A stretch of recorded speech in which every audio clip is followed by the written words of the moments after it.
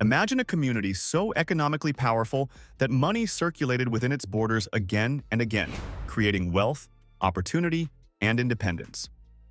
In the early 1900s, the Greenwood District built exactly that. A thriving black business hub so successful it became known as Black Wall Street. But in 1921, that prosperity was shattered during the Tulsa Race Massacre. Yet economists often ask a fascinating question. What if Greenwood had survived? If its businesses, banks, and real estate had continued growing for a century, some estimates suggest that the community alone could be worth over $1 trillion today. Mind-blowing, right? Sit tight as we bring to light what would have become of the legendary Black Wall Street. Before we explore how that number becomes possible, we first need to understand something important.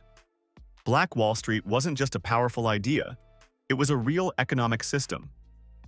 In the early 1900s, the Greenwood District had quietly become one of the most prosperous black communities in the United States. Thousands of residents lived and worked within its boundaries, building businesses that served nearly every need of the community. Along its bustling streets were grocery stores, clothing shops, restaurants, theaters, barbershops, medical offices, and professional services. In total, historians estimate that over 100 black-owned businesses operated within the district before 1921. But the true strength of Greenwood was not just the number of businesses. It was the economic circulation inside the community. Because segregation limited where black residents could shop or conduct business, many families intentionally supported businesses within their own neighborhood. A dollar spent at a local grocery store might then go to a black landlord who paid a black contractor, who then visited a black restaurant. The same dollar could circulate multiple times before leaving the community. Economists sometimes describe this kind of system as a self-contained economic ecosystem. That is, a place where businesses, consumers, and professionals all reinforce each other's growth. And Greenwood had built exactly that. By 1921, the district had become so economically active that many observers compared it to the financial hub of America itself, Wall Street. That comparison is how the nickname Black Wall Street was born. But the story becomes even more remarkable when we look at the actual economic value that existed inside Greenwood at the time. Because when historians analyze property records, business directories, and insurance data from that period, they begin to uncover something extraordinary.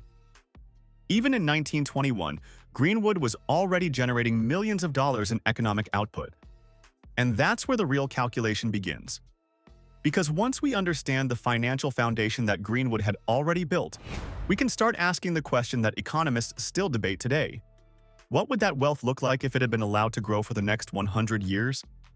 The shocking truth of Black Street Wall. To understand how the wealth of Black Wall Street could have reached astonishing levels today, we first need to look closely at the economic reality of the Greenwood District before 1921. Because the truth is, Greenwood was not a struggling neighborhood trying to survive under segregation. It was an economic powerhouse.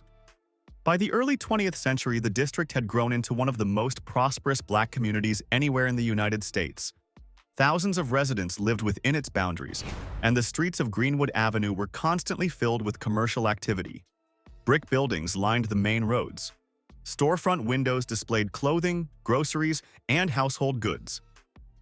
Restaurants served customers late into the evening, while theaters and entertainment halls were crowded on weekends. At a time when racial discrimination limited opportunities across the country, Greenwood residents had built something remarkable, a thriving black-owned business district that could sustain itself. Historical records indicate that more than 100 black-owned businesses operated in the district before 1921. These included grocery stores and meat markets, pharmacies and medical offices, hotels and boarding houses, restaurants and cafes, clothing stores and tailors, beauty salons and barbershops, law offices and insurance agencies, newspapers and printing companies. In fact, Greenwood even had its own black-owned newspaper, the Tulsa Star, which reported on local events and advocated for the rights and advancement of the black community. But perhaps even more impressive was the presence of professional services. Doctors, lawyers, dentists, teachers, and real estate agents all operated within the district. Their presence meant that residents could receive professional care and services without leaving their own community. And that level of economic independence was extremely rare in the early 1900s. The district also included several prominent hotels that served travelers who were denied accommodation elsewhere due to segregation laws. One of the most famous was the Stratford Hotel, which was widely considered one of the largest and most luxurious Black-owned hotels in the United States at the time. The hotel reportedly had more than 50 guest rooms, along with a restaurant, ballroom, and numerous amenities. Its presence alone demonstrated just how economically sophisticated Greenwood had become. But beyond the individual businesses, something even more powerful was happening beneath the surface. Money was circulating within the community at an extraordinary rate. Since segregation laws restricted where Black residents could shop, eat, or conduct business, many people in Greenwood made a deliberate decision to support businesses owned by members of their own community. As a result, the same dollar could pass through several businesses before leaving the district. A resident might buy groceries from a local store. That grocer would then pay rent to a Black property owner. The landlord might hire a Black contractor to maintain the building.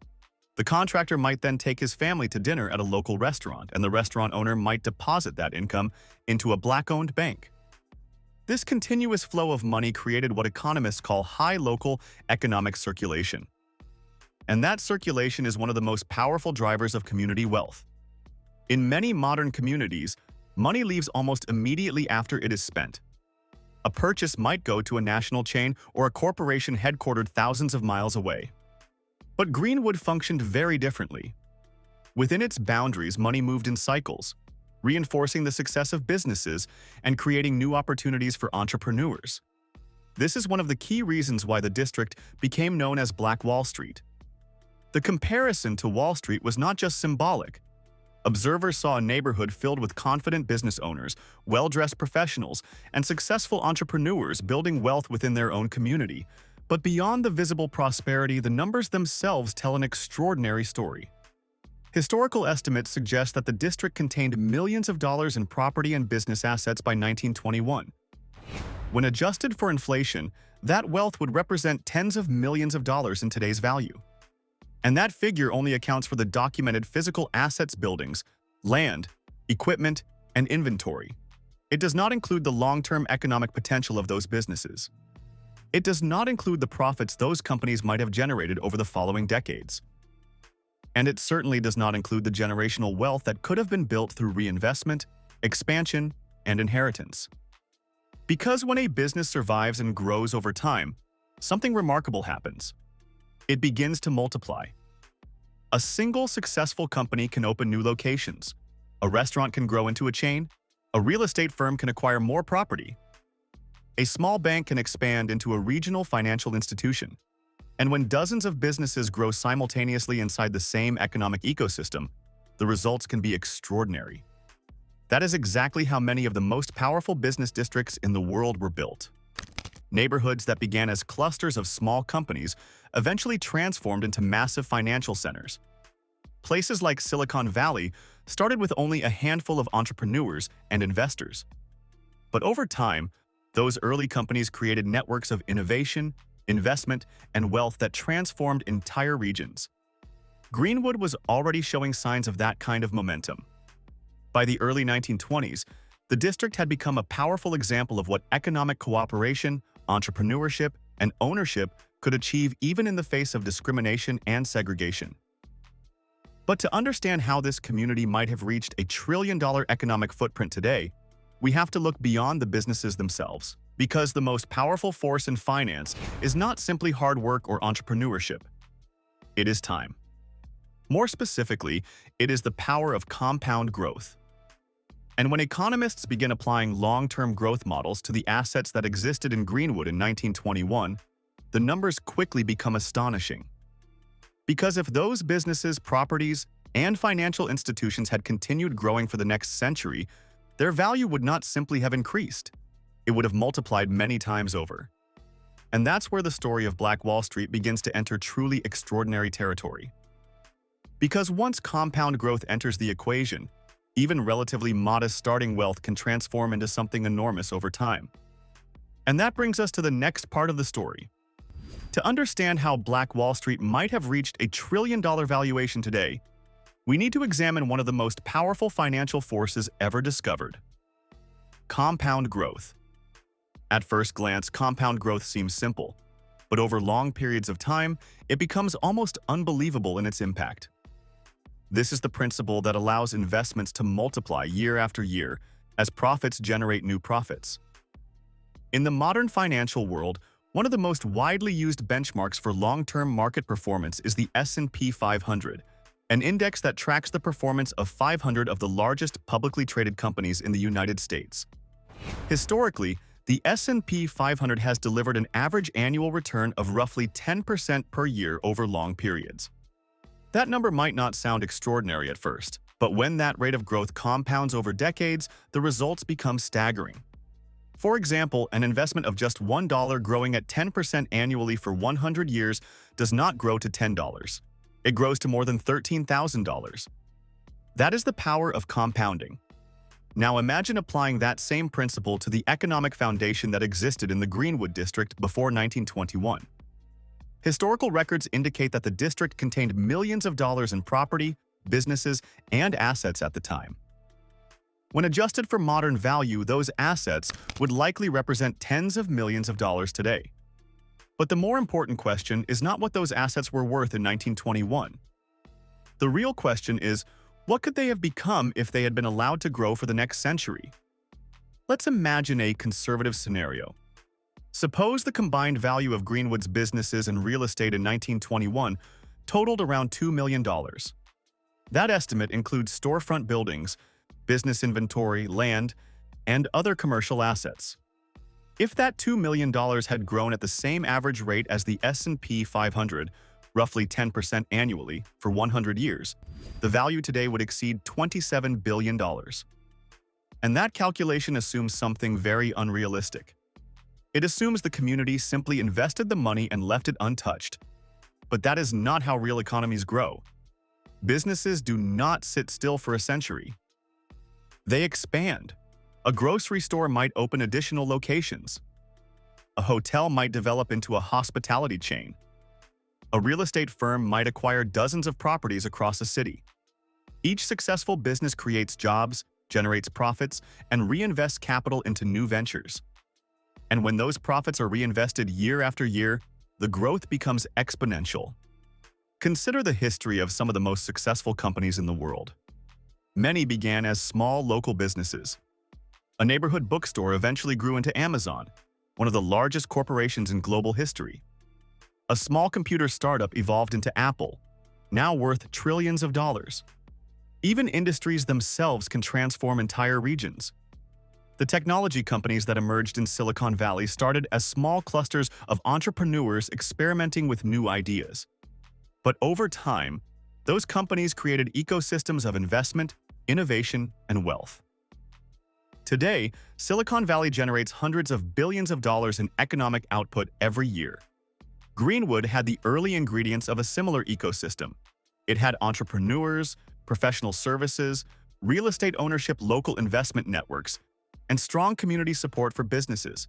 In other words, it already had the foundation of a self-sustaining economic engine.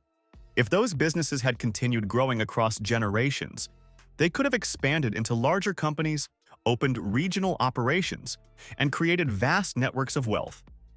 And when economists begin to model what happens when multiple businesses grow simultaneously within the same ecosystem, the projections become even more dramatic.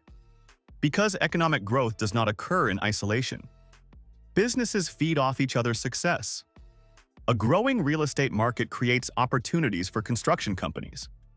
Construction companies create jobs. Those workers spend money at restaurants and retail stores. Retail businesses hire more employees and expand. And the cycle continues. Over decades, this type of interconnected economic expansion can transform a small business district into a regional financial powerhouse. That is exactly how many major urban economies were built. But even this model still underestimates the full economic potential of Greenwood. Because businesses alone do not create trillion-dollar economies, there is another asset that tends to grow even faster over time: land.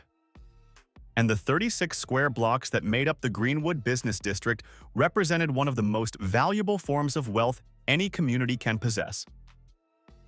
Because when land sits at the center of a thriving economic district, its value does not simply grow, it explodes, which brings us to the next piece of the trillion-dollar puzzle: the real estate portfolio of Black Wall Street. In the world of finance, real estate has always been one of the most reliable engines of long-term wealth. Land cannot be manufactured. And when it sits in the center of a thriving economic district, its value tends to rise dramatically as businesses grow and cities expand. That is exactly what was happening in Greenwood. By 1921, the district had developed into a dense commercial hub filled with brick buildings, hotels, theaters, office spaces, and residential homes. The area covered roughly 36 city blocks, many of which contained multi-story commercial structures owned by Black entrepreneurs. Property ownership was one of the most important sources of wealth in the community. Many business owners did not simply rent storefronts. They owned the buildings themselves. This meant that as their businesses generated profits, the value of their real estate was also increasing.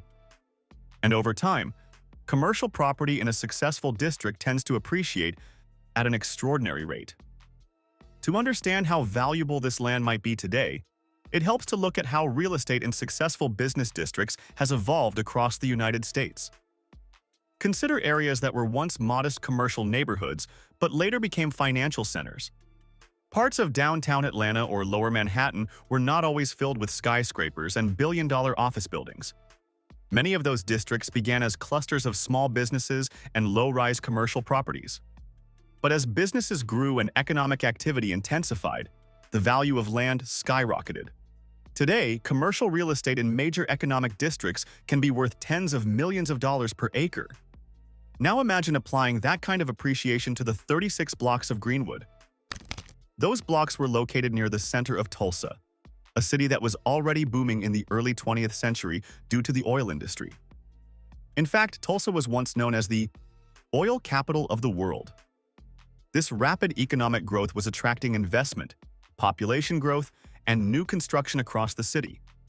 Greenwood was positioned right in the middle of that expansion. If the district had continued developing alongside Tulsa's growth, the value of its land could have increased dramatically over the following decades. Commercial districts tend to evolve in predictable ways. Small buildings are replaced by larger ones. Two-story structures become office complexes.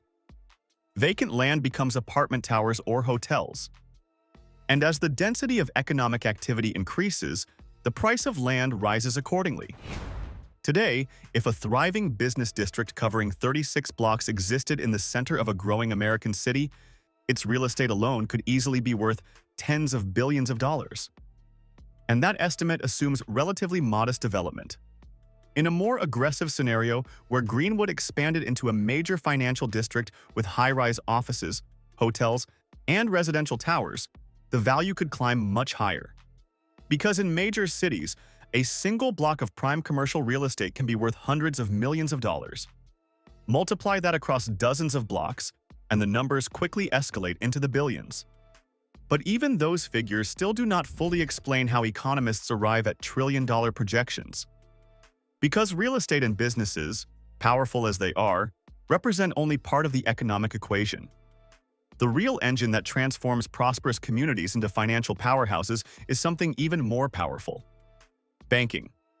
When a community controls its own financial institutions, something remarkable happens.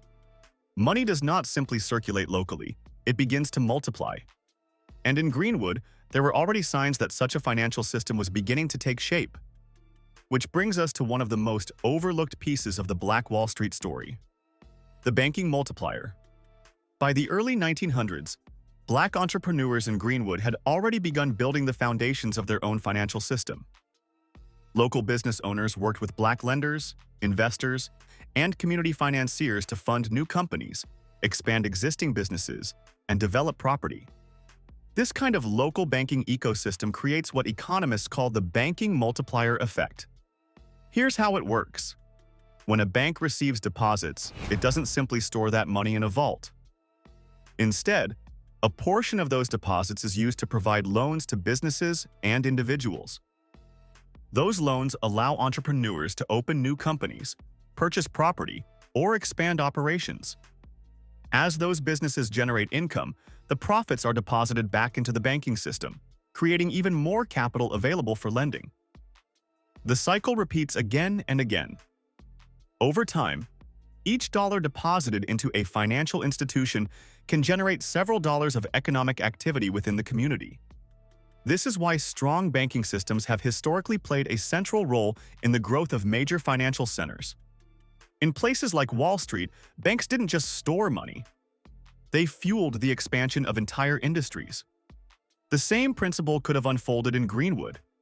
Imagine a local bank financing new restaurants, retail stores, apartment buildings, and construction companies across the district. Those businesses would hire workers. Workers would spend money locally. Business profits would return to the banks as deposits, and the banks would then finance the next wave of entrepreneurs. Over decades, this cycle of lending, investment, and reinvestment could have created a powerful financial network within the community. Many of the world's largest financial institutions began as small regional banks serving local businesses. Given time, some evolved into global giants like J.P. Morgan Chase and Bank of America. Greenwood had the early ingredients of a similar ecosystem: entrepreneurs, property owners, professionals, and a community committed to economic cooperation. If that financial infrastructure had continued growing across generations, the banking multiplier alone could have generated tens or even hundreds of billions of dollars in economic expansion. And when you combine that financial growth with expanding businesses and appreciating real estate, the projection becomes much clearer. The economic engine of Black Wall Street had the potential to grow far beyond a single neighborhood. It could have become a regional financial powerhouse. Which leads to the final and perhaps most important question. What lessons can today's entrepreneurs learn from the economic model that Greenwood built more than a century ago? Even though the Greenwood District was destroyed in 1921 during the Tulsa Race Massacre, the economic model it built still carries powerful lessons for today. Because Black Wall Street was not just a moment in history, it was a working blueprint of wealth creation. And when you break it down, three core principles stand out. First, ownership. The foundation of Greenwood's success was ownership of businesses and property. Entrepreneurs didn't just earn income, they controlled assets. They owned the stores, the hotels, the land, and the services that powered the community. Ownership is what turns effort into equity. It is the difference between working for income and building generational wealth. Second, circulation. One of the most powerful features of Greenwood was how money moved within the community. Because residents supported local businesses, wealth didn't leave immediately after being earned. Instead, it circulated. A single dollar could pass through multiple hands: business owner, landlord, contractor, and service provider before leaving the district. This circulation multiplied opportunity and strengthened every layer of the local economy. In modern terms, this is what economists call a high local velocity of money, and it is one of the strongest drivers of community development. Third, institution building. Perhaps the most overlooked part of Greenwood's model was its financial structure. Beyond businesses, there were early systems of lending, investment, and community support that functioned like a local banking ecosystem. When communities build institutions like banks, cooperatives, investment groups, they create systems that outlast individuals. And that is what transforms short-term success into long-term economic power. Today, many of the world's strongest economies are built on these same principles. In places like Silicon Valley, wealth is not just created by individual companies.